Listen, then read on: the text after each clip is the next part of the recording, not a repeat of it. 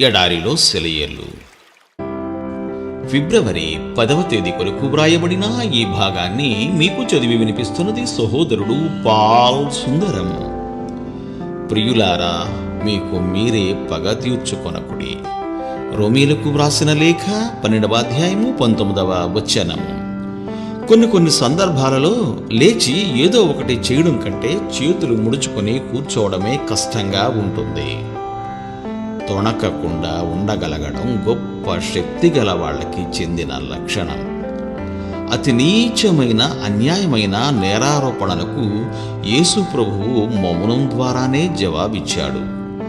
దానిని చూసేవాళ్ళు, న్యాయాధికారులు కూడా నిర్ఘాంతపోయారు. ఆయన పొందినంత నికృష్టమైన అవమానం, హింసాత్మకమైన దండన, అవహేళన మరెవరైనా పొంది ఉంటే ఎంత పిరికివాడికైనా రోషం వచ్చి చిందులేస్తాడు. ప్రభువైతే మౌనంగా మాట తూలకుండా నిర్లిప్తత వహించాడు.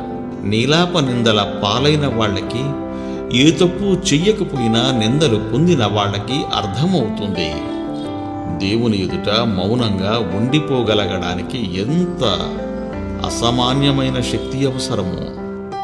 మనుషులు నిన్నపార్థం చేసుకోవచ్చు, నిందించి నెపం వెతకవచ్చు, అభియోగం మోపవచ్చు.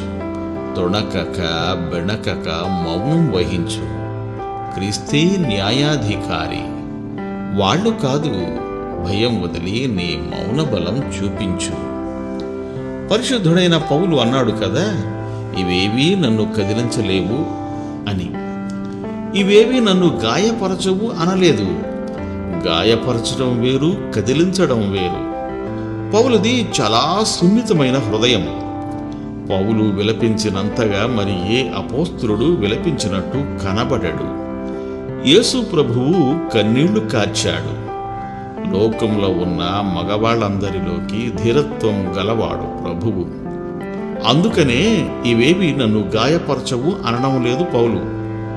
గాయమవుతుంది గాని తాను నమ్మిన దాని నుండి కదిలి వేరైపోకూడదని పౌలు దృఢ నిశ్చయం.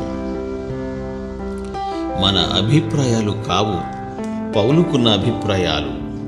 సుఖవంతమైన జీవితం గురించి అతడు అర్రులు చాచలేదు. ఇహలోకం గురించి ఆశలేమీ లేవు. క్రీస్తుకి నమ్మకమైన సేవకుడగా ఉండాలన్నదే అతని ఏకైక ఆశయం. దేవుడి పనే పౌలుకు దొరికే జీతం. దేవుని చిరునవ్వే స్వర్గం. దేవుడు మిమ్ము దీవించుగాక. ఆమెన్. ఆమెన్.